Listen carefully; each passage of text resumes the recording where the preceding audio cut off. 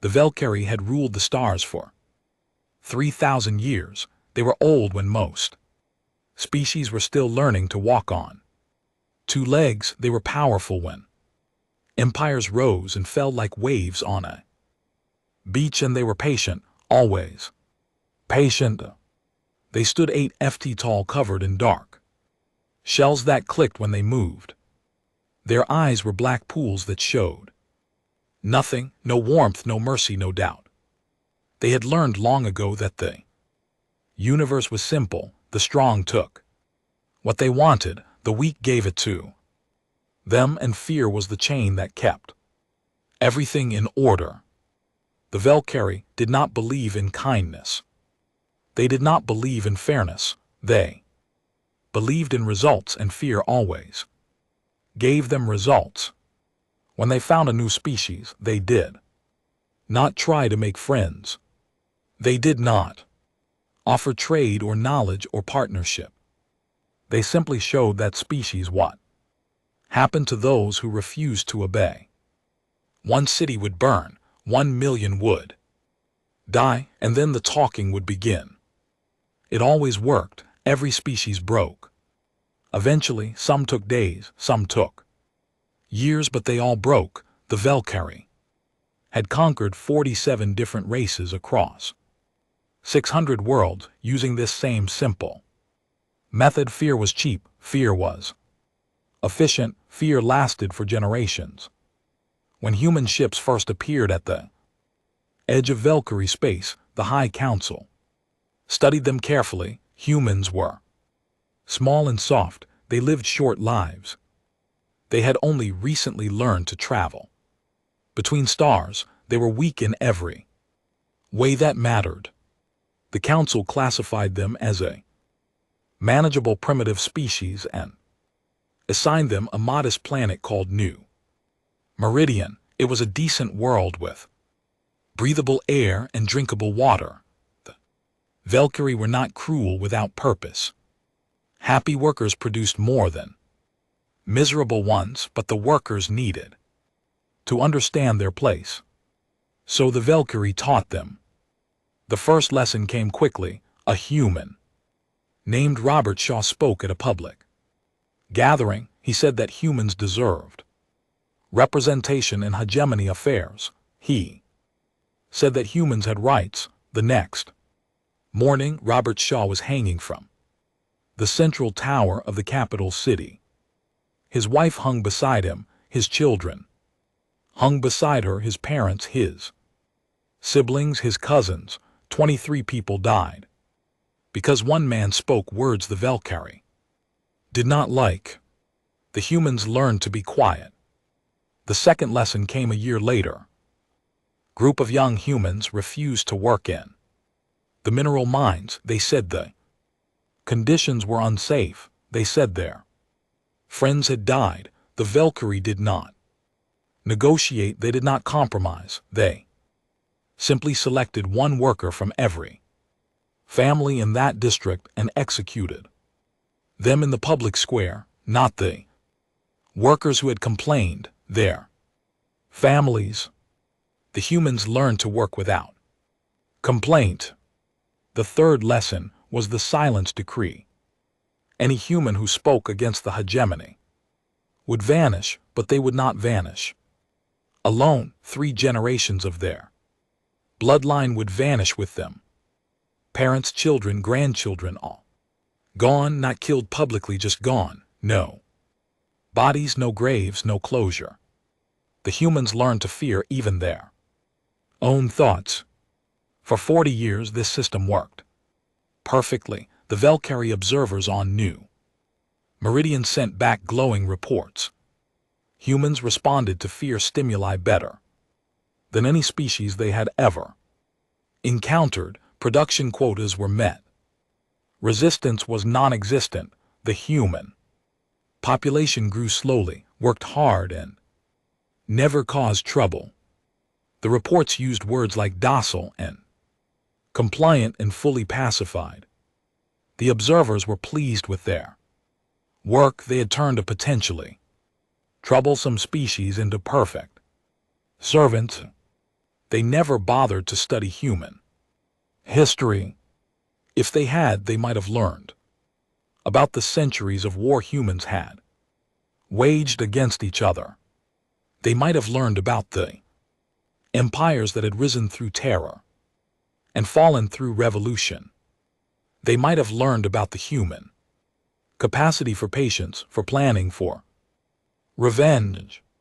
But the Valkyrie believed they already understood everything they needed to. No, humans were afraid beings. Did not fight back. This was the natural law of the universe, proven across 3,000 years of conquest. On New Meridian, humans went about their daily lives. They worked in the mines, in the factories and the farms. They bowed when Valkyrie patrols passed by. They kept their eyes down and their voices low. They followed every rule, no matter how harsh. But in the darkness of their homes, they whispered. They remembered the names of those who had been taken. They passed stories to their children about a blue planet called Earth where humans had once been free. They kept records of every death, every disappearance, every cruelty. They taught their children to remember. And they waited. A man named Chen Wei had survived the execution of his entire extended family. When he was 17 years old, his crime had been sharing a book with his cousin, a book about human history he had hidden in a drainage pipe for 3 days while the Valkyrie searched for him. When he finally emerged, he had nothing left. No family, no home, no future. He built a new life slowly. He married a woman named Lin who had lost her parents to the silence decree. They had a son named James. They taught him to smile at the Valkyrie and hate them in his heart. They taught him to be patient, to remember, to wait. James grew up and married a woman named Sarah. They had a daughter named Lily. She was born with her grandmother's eyes and her grandfather's stubborn spirit. She was curious about everything. She asked questions that made her parents nervous. She did not understand why humans had to bow. She did not understand why they had to be afraid. She was 7 years old. She had her whole life ahead of her. The Valkyrie observers noted in their reports that the human population on New Meridian had grown to 12 million. Production remained steady. Compliance remained perfect. There were no signs of unrest, no indications of trouble. Everything was proceeding exactly according to plan. They did not know that they were sitting on a bomb. They did not know that 40 years of terror had not broken the humans. It had only compressed them, hardened them, turned their fear into something else entirely. All it would take was one spark. Grandmother Lin kept a garden at the edge of the human district. It was a small patch of earth, no bigger than a bedroom, but in that tiny space she had worked a miracle. Real earth roses grew. They're red and pink and white. They had come from seeds smuggled across the stars, passed down through generations like sacred treasures. The garden sat close to the enforcement zone where Valkyrie patrols walked day and night. It was a dangerous place to grow flowers, but Lin had planted them there on purpose. She wanted something beautiful to exist right next to something ugly. She wanted to prove that the Valkyrie could not crush everything. Her husband Wei had been gone for 3 years now, taken in the night for reasons no one ever explained.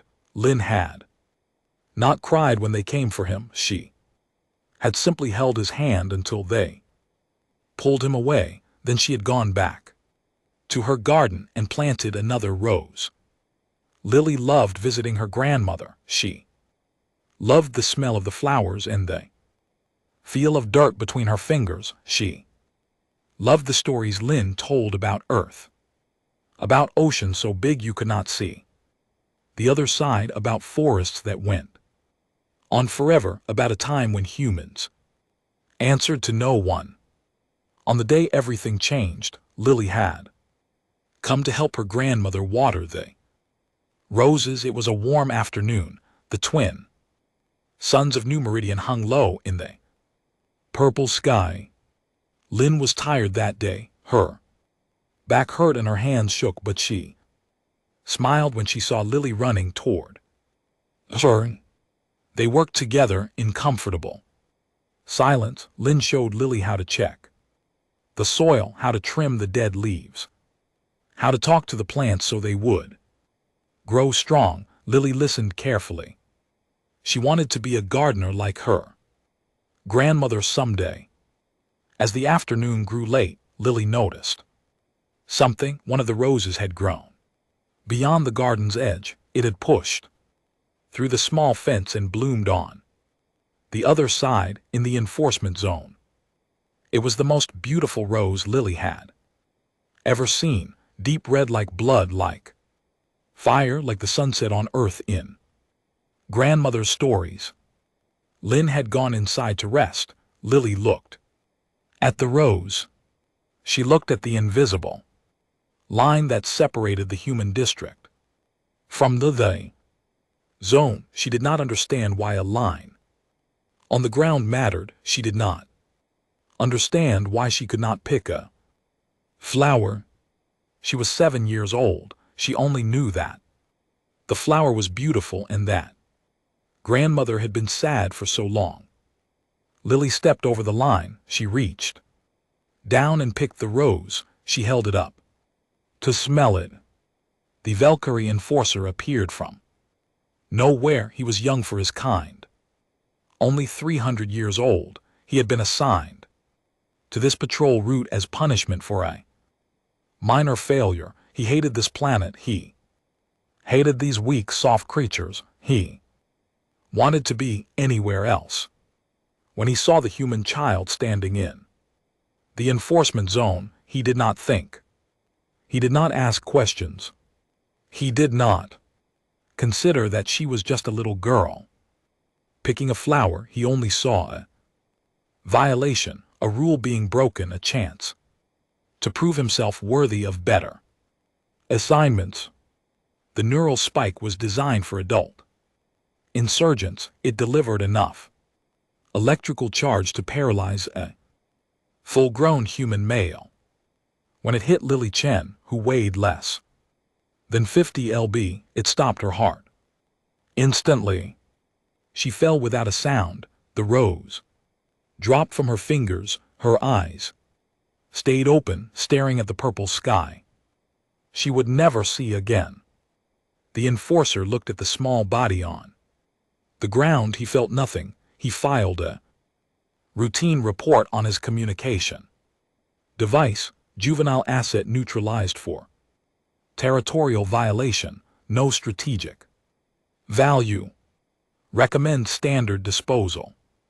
He did not notice the man watching from behind a broken wall. Marcus Webb was a dock worker with gray in his hair and scars on his hands. He had come to the edge of the district to trade goods with a friend. Now he stood frozen, his salvaged data pad held in trembling fingers. He had recorded everything. Marcus did not run. He did not scream. He did not do anything that would draw attention. He simply walked away with steady steps and a face that showed nothing. Inside his pocket, the data pad held a video that would change the galaxy forever. That night he showed it to his wife. She covered her mouth and wept. He showed it to his brother. His brother showed it to his work crew. They showed it to their families. Within 6 hours, every human on New Meridian had seen the video. They saw a little girl with flowers in her hair reach down to pick a rose. They saw the Flash of the neural spike, they saw her. Vo. They saw the enforcer step over her body and walk away without looking back. By morning, the video had spread to human communities on other worlds, human workers on mining stations, and cargo ships and factory planets gathered around tiny screens and watched a 7-year-old girl die for picking a flower. No one spoke, no one needed to. Lynn found her granddaughter's body when she went to close the garden gate for the night. She knelt beside Lily in the dirt and held her small cold hand. She did not cry, she had no tears left, she had used them all up years ago. She sat there until morning holding her granddaughter and looking at the rose that still lay in the dirt, red like blood, red like fire. When James and Sarah came to find their daughter, they found Lynn still sitting there, still silent, still holding on. James looked down at his daughter's face. He had taught her to smile at the Valkyrie. He had taught her to keep her head down. He had taught her all the rules that were supposed to keep her safe. None of it had mattered. The Valkyrie had killed her anyway for a flower. Something broke inside James' chin that morning, but it was not his spirit. It was not his hope. It was something else. Something that had been holding him back for his entire life. It was his fear. He picked up his daughter's body and carried her home. Behind him, the sun rose over New Meridian. A new day was beginning. The last day of the old world. The Valkyrie had protocols for everything. They had spent 3,000 years conquering and controlling. They had seen every type of rebellion, every kind of resistance, every form of anger a species could show. They expected riots. When a population became angry, they rioted, they burned buildings, they attacked patrols, they screamed and fought and died in the streets. It was messy but predictable. The Valkyrie would respond with overwhelming force. They would kill hundreds to save millions. The anger would burn itself out within days. Order would return. This was how it always worked. This was how it was supposed to work. But the humans did not riot. The morning after Lily Chen died, humans across New Meridian reported to their assigned positions. They walked to the mines and the factories and the farms. They put on their work clothes. They picked up their tools. And then they stopped talking. Not just to the Valkyrie, to everyone. To each other. Mothers did not speak to children. Workers did not speak to supervisors. Friends passed each other in the streets without a word. The entire human population went silent. At first, the Valkyrie observers thought it was a strange morning custom. They made notes in their reports about primitive grief rituals and temporary emotional dysfunction. They expected it to pass within a few days. But the silence continued, and then the accidents began. On Station Valkyrie 7, a power coupling in the administrative quarter suffered what engineers called material fatigue. The official report said the part had simply worn out after years of use. These things happened. Maintenance schedules were updated. Life went on. Except the part had been inspected 2 days earlier by a human technician named David Park. He had worked on Valkyrie stations for 20 years. He knew every system better than the Valkyrie themselves. His inspection report said the coupling was in perfect condition. When the coupling failed, atmospheric containment in the administrative quarter collapsed in seconds. 200 Valkyrie officials died before emergency systems could respond. The human workers In the neighboring sections were unharmed. They had been on the other side of a blast door that someone had quietly closed 5 minutes before the failure. David Park expressed appropriate regret. At the investigation, his face showed nothing. His voice was steady. Investigators found no evidence of sabotage. 3 days later, a hegemony supply convoy jumped to the wrong coordinates. The navigation computer had been programmed with numbers that were off by just enough to put the ships directly in the path of an asteroid field. All 8 ships were destroyed. 40,000 tons of supplies meant for Valkyrie military outposts were lost. The human navigation officer who had entered the coordinates was already dead. He had walked into an airlock the day before and opened it. His final message said only, "For Lily." A week after that, Commander Vel Thar of the 3rd Enforcement Division was traveling to a meeting on New Meridian. His personal transport suffered engine failure during atmospheric entry. The ship came apart at 50,000 FT. There were no survivors. The human maintenance crew had serviced the ship the night before. Their work logs showed nothing unusual. Every system had been tested and verified.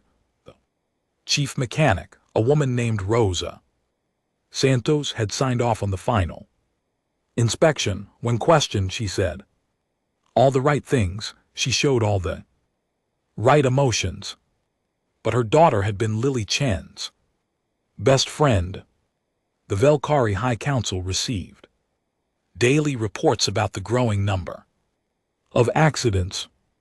Each incident was investigated. Each investigation found nothing. Equipment failed, computers made errors, ships went to the wrong place. These things happened in any large operation. But they did not happen like this, not this many, not this fast. Ambassador Telvex was the hegemony's leading expert on human psychology. He had spent decades studying the species. He had written the original classification report that called them docile and manageable. Now he requested an emergency audience with the council. He stood before the 12 highest leaders of the Valkyrie hegemony and told them they had made a terrible mistake. We assumed humans fear death, he said. They do not. They fear losing what they love, their families, their children, their freedom. We have spent 40 years threatening these things to keep them under control. He paused. The council waited. But now we have shown them that obedience does not protect what they love. We have killed a child who broke no real rule, a child whose family followed every law we imposed. We have demonstrated that our threats are not promises, they are certainties. Telvix's voice was quiet now. We have removed their reason to comply. We have removed their reason to be afraid. And humans without fear are not docile. They are not manageable. They are something else entirely. The council demanded to know what he recommended. Telvix had no answer. For the first time in his long career, he did not know what to do. Across human space, the silence continued. Humans worked. Humans smiled. Humans bowed when Valkyrie patrols passed by. And somewhere in the dark corners of stations and ships and cities, they planned. They shared information through codes hidden in work orders. They passed messages written in languages the Valkyrie had never bothered to learn. They identified targets. They studied weaknesses. They waited for the right moment. The Valkyrie had spent centuries building an empire on fear. They had never considered what would happen when their subjects stopped being afraid. They were about to find out. The Valkyrie began to search human records for the first time in 40 years. They wanted to understand the species they had conquered. They read human history files. They studied human wars. They examined human behavior across thousands of years. What they found terrified them. Humans had spent most of their existence trying to destroy each other. They had invented weapons that could level cities. They had developed poisons that could kill millions. They had created bombs that split atoms and turned matter into fire. And they had used all of these things on themselves. The Valkyrie read about a city called Stalingrad during a war called World War II. Humans had fought over this single city for 6 months. They had fought in frozen streets and burning buildings. They had fought until they ran out of bullets and used knives. They had fought until they ran out of food and ate rats and leather, and worse. 900,000 humans died fighting for one city. Neither side surrendered. The Valkyrie did not understand. Their species abandoned positions when the cost became too high. It was logical. It was efficient. Why would anyone die for a piece of ground? They read about something called the resistance. During the same war, humans in conquered territories had refused to accept defeat. They had formed secret networks that operated for years under the eyes of their enemies. They had passed messages through coded songs and hidden newspapers. They had taught their children to lie with straight faces. They had died by the thousands, but they had never stopped fighting. The Valkyrie found records of human philosophers who had written about resistance and freedom and martyrdom. One human named Patrick Henry had said, "Give me liberty or give me death." Another named Nelson Mandela had spent 27 years in a prison cell rather than renounce his beliefs. Humans seemed to consider dying for a cause to be the highest honor. But the most disturbing discovery was the concept of revenge. Valkyrie experienced anger as a brief chemical reaction. It improved combat performance for a few minutes, then faded. Rational thought returned. Cost-benefit analysis resumed. This was how all intelligent species worked. Humans were different. Humans could hold anger for decades. They could nurse it like a fire, feeding it with memories and grief. They could pass it to their children and their children's children. They had a word for conflicts that lasted generations. Blood feuds. A human could smile at an enemy for 20 years while planning that enemy's destruction. The Valkyrie High Council called in emergency session. They needed to respond to the growing chaos. Ships were failing, stations were breaking, officials were dying in accidents that fooled no one. The human resistance was invisible and everywhere. Commander Yuki Tanaka had waited her entire life for this moment. Her great-grandfather had been a teacher. He had taught human children to read and write and think for themselves. For this crime, the Valkyrie had vaporized him, along with his entire classroom. 43 people had died because one man believed children should learn to read. Yuki's grandmother had told her the story when she was 5 years old. She had made Yuki memorize her great-grandfather's name. She had made her promise to never forget.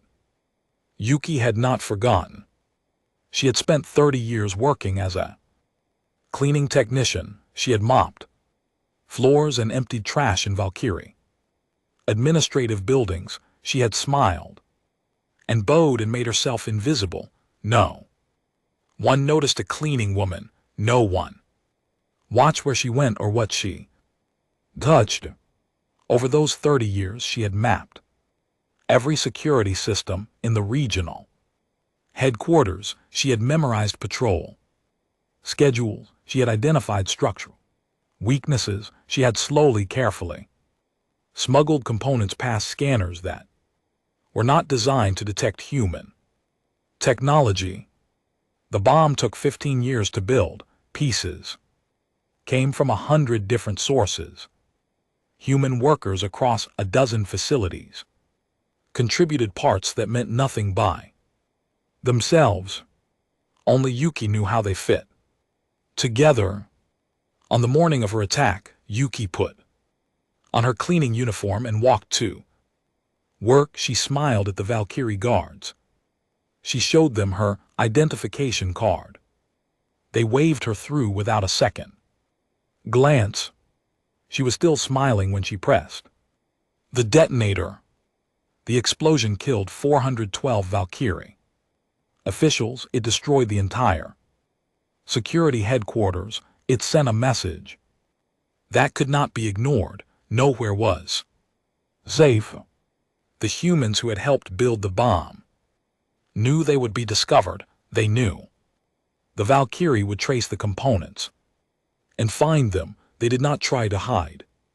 When the enforcers came, they found a group of humans sitting together in a room. On the wall, someone had written a list of names. Every human who had been taken or killed over the past 40 years.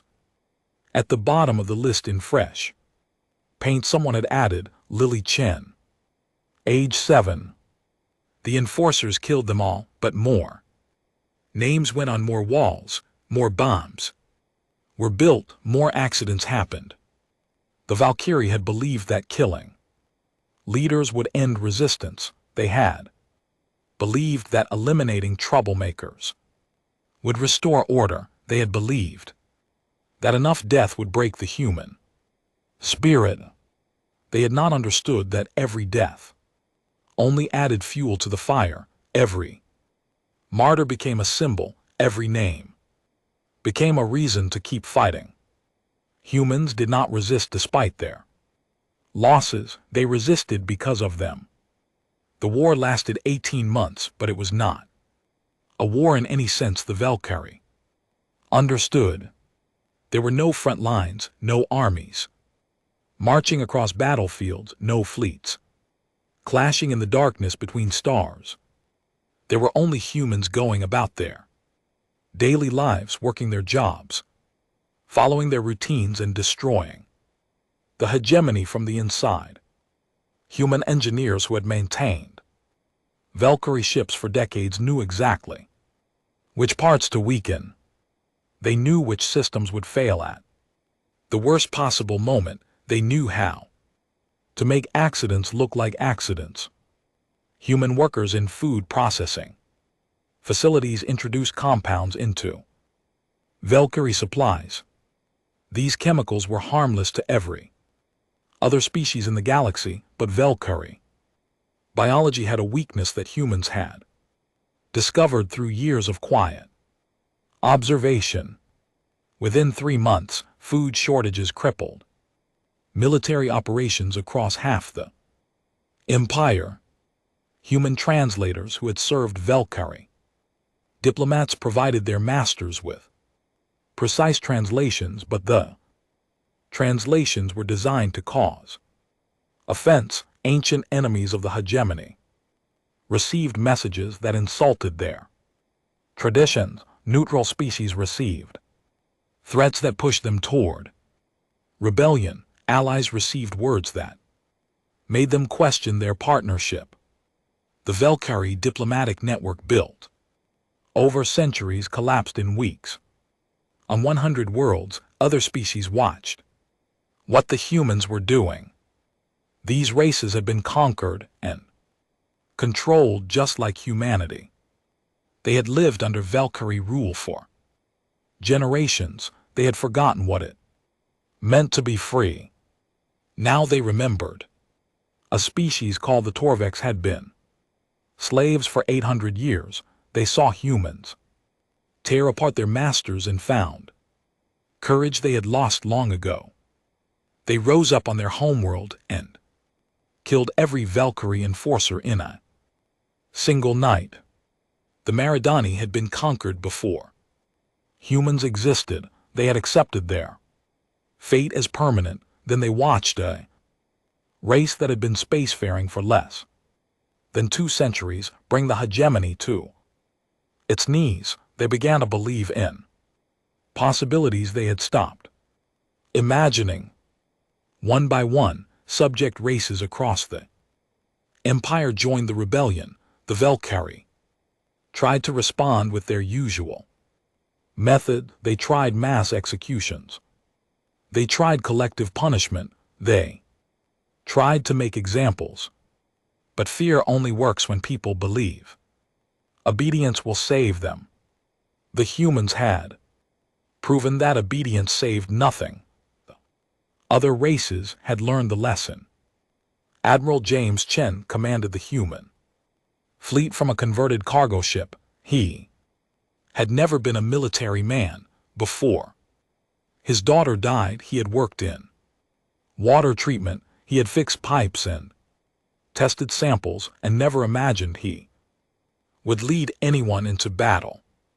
But Lily's death had changed him. It had changed everything. He had studied human military history. He had learned from generals and admirals who had fought against impossible odds. He had taken their lessons and applied them to a war unlike any humans had ever fought.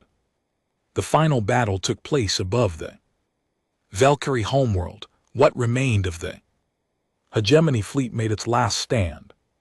There, 300 ships against the combined forces of humanity and its allies. The battle lasted 6 hours. When it ended, the Valkyrie fleet had been reduced to debris drifting in space. The High Council sent a message requesting terms of surrender. They offered to release all human prisoners. They offered to withdraw from all human territories. They offered reparations that would take centuries to pay. Admiral Chen read the message. Silence around him. His officers waited. They had all lost someone to the hegemony. They had all spent years watching their people suffer and die. Chen thought about his daughter. He thought about the rose she had picked. He thought about the video that had started everything. A little girl reaching for a flower, a flash of light, a small body falling. He thought about 40 years of fear, 40 years of bowing, 40 years of watching families disappear in the night. His response was broadcast across every communication frequency in known space. Every species heard it. Every world listened. You taught the galaxy that fear is the only law. You were correct. You simply chose the wrong teachers. The bombardment of the Velhome world lasted 3 days. Cities that had stood for 10,000 years burned to ash. The great monuments of the hegemony crumbled and fell. The Black Towers, where the High Council had ruled for centuries, collapsed into rubble. Some called it genocide. Some called it justice. Most simply called it inevitable. 2 centuries later, a Vel historian named Catherall published an account of his people's fall. His species was nearly extinct now. A few thousand survivors lived on reservation worlds, tolerated but never trusted. His book became required reading at universities across the galaxy. Students from 100 different species studied it to understand how the greatest empire in history had been destroyed by the species it had considered weakest. The most famous passage read, "We believed fear was universal. We believed All thinking beings could be controlled.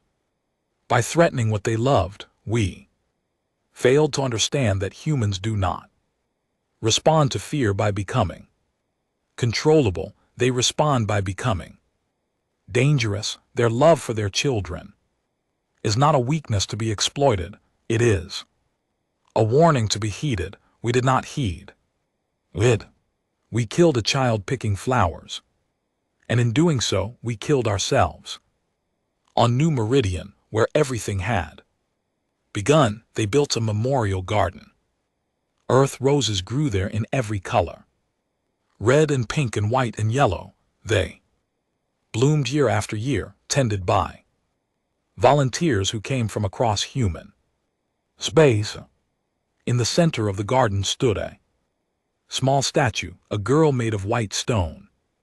Reaching down to pick a flower, her face was peaceful, her eyes were closed. She looked like she was dreaming of something beautiful. The inscription beneath the statue was simple: Lily Chen, age 7, the last straw. Visitors came from across the galaxy to see it. They stood in silence and read the words. They looked at the small figure and the flower in her hand. They thought about empires and children and the price of cruelty. And they remembered the lesson that the Valkyrie had learned too late. Humans will bend and bend and bend. They will follow rules. They will bow their heads.